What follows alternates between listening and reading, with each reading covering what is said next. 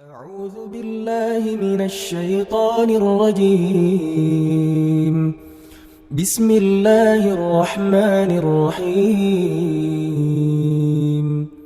إن الحمد لله نحمده ونستعينه ونستغفره ونعوذ بالله من شرور أنفسنا وسيئات أعمالنا من يهده الله فلا مضل له ومن يضلل فلا هادي له وأشهد أن لا إله إلا الله وحده لا شريك له وأشهد أن محمدا عبده ورسوله الذي لا نبي بعده اللهم صل وسلم على نبينا محمد وعلى آله وصحبه أجمعين قال الله تعالى في كتابه الكريم يا أيها الذين آمنوا اتقوا الله حق تقاته ولا تموتن إلا وأنتم مسلمون يا أيها الناس اتقوا ربكم الذي خلقكم من نفس واحدة وخلق منها زوجها وبث منهما رجالا كثيرا ونساء واتقوا الله الذي تساءلون به والأرحام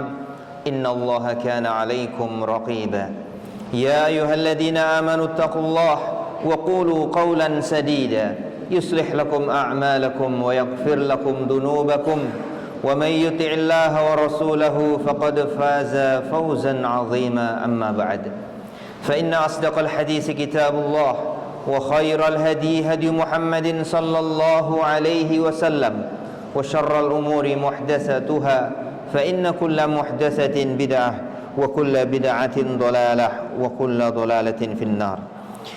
Jemaah Jumat yang dirahmati Allah Subhanahu wa taala, sungguh kita telah tahu bahwa sebaik-baik manusia adalah yang mempelajari Al-Quran dan yang mengajarkannya. Nabi kita Muhammad sallallahu alaihi wasallam bersabda, khairukum man ta'allama al-Quran wa 'allamahu. Sebaik-baik kalian adalah yang mempelajari Al-Quran dan yang mengajarkannya. Dan kita juga tahu bahwa pahala membaca Al-Quran sangatlah besar sekali. Nabi kita Muhammad sallallahu alaihi wasallam bersabda, man qara'a harfan min kitabillah falahu hasanah wal hasanatu bi asyri amsalha la aqulu alif lam min harfun walakin alifun harfun wa lamun harfun wa mimun harfun. Siapa saja yang membaca satu huruf dari kitab Allah, maka baginya satu kebaikan, dan satu kebaikan itu dibalas dengan 10 kali lipatnya. Aku tidak mengatakan bahwasanya alif lam mim adalah satu huruf, akan tetapi alif itu satu huruf, lam itu satu huruf, dan mim itu satu huruf.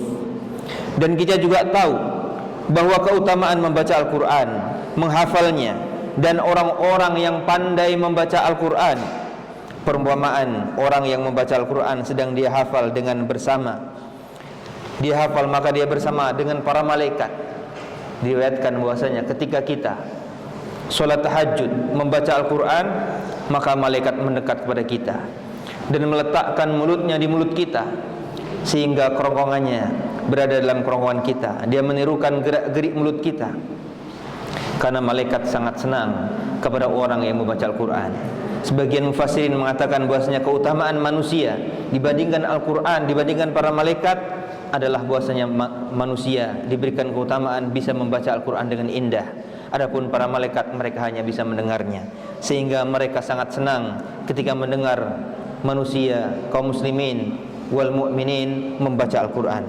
Adapun orang-orang yang mereka kesulitan membaca Al-Quran, mereka terbata-bata membaca Al-Quran, maka baginya mendapatkan 2 pahala. Jamaah Jumat yang dimuliakan Allah Subhanahu wa taala, Al-Quran diturunkan oleh Allah Subhanahu wa taala 114 surat, 30 juz, berisi tentang agama kita, agama Islam, lengkap membahas urusan manusia, dunia dan akhiratnya, bagaimana berdagang, bagaimana berzakat, bagaimana bermuamalah, bagaimana bersedekah, bagaimana bergaul, bagaimana menikah, umrah dan haji ke Mekah, bagaimana makan dan minum, dan apa yang halal kita makan dan minum di dunia ini, dan yang akan kita makan dan minum di akhirat nanti. Apakah kita akan memakan buah delima dan anggur yang segar dan ranum ataukah buah zakum yang pahit di neraka seperti kepala syaitan. Na'udzubillah min dzalik. Semuanya lengkap, tidak ada alasan lagi. Semuanya lengkap, halalnya dan haramnya. Allah telah menyempurnakan kalamnya yang bernama Al-Quran. Namun kenapa sebagian kita meninggalkan Al-Quran? Kenapa kita meninggalkan dan tidak membaca kalamullah Al-Quran? Kenapa kita tidak menghafal perkataan Allah Al-Quran? Memberikan semua kebutuhan kita, yang mana Allah telah memberikan semua kebutuhan kita. Kenapa kita tidak mau berusaha memahaminya dan mentadaburinya? Allah musta'an. Jamaah Jumat yang dirahmati Allah Subhanahu wa taala, semoga Allah mengampuni kita dan merahmati kita dan memberikan hidayahnya pada kita. Allah Subhanahu wa taala berfirman tentang orang-orang yang menyesal salah memilih teman dan akhirnya meninggalkan Al-Qur'an.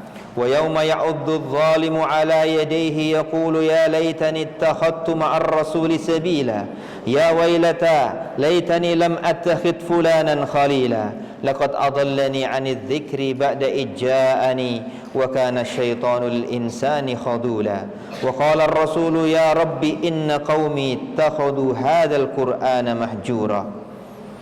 Ketika orang-orang yang zalim menggigit jarinya di hari kiamat nanti dan mereka mengatakan, aduhai seandainya aku mengambil jalan para rasul, aduhai seandainya aku tidak menjadikan si fulan menjadi temanku, sungguh dia telah menyesatkanku dari zikir setelah datang peringatan kepadaku, dan sungguh syaitan itu bagi manusia adalah sangat durhaka. Dan Rasul berkata, wahai Rabbi, wahai Rabbku, sesungguhnya kaumku telah meninggalkan Quran ini. Dalam ayat ini, ayol ikhwah jamaah Jumat rahimakumullah, taulah kita sebab seorang meninggalkan Al-Quran, salah satunya adalah karena salah dalam memilih teman dan pergaulan.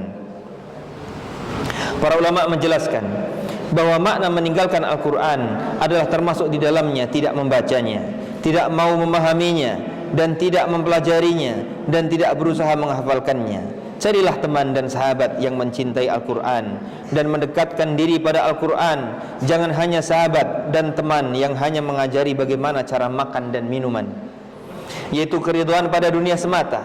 Sebab jika itulah yang kita lakukan, maka Allah dan Rasulnya telah menetapkan kehinaan. Rasulullah SAW telah bersabda, idza tabaya'tum bil'inah wa akhadtum adnabal baqar wa raditum biz-zar' wa taraktumul jihad sallallahu alaikum dullan la yanzi'uhu hatta tarji'u ila dinikum.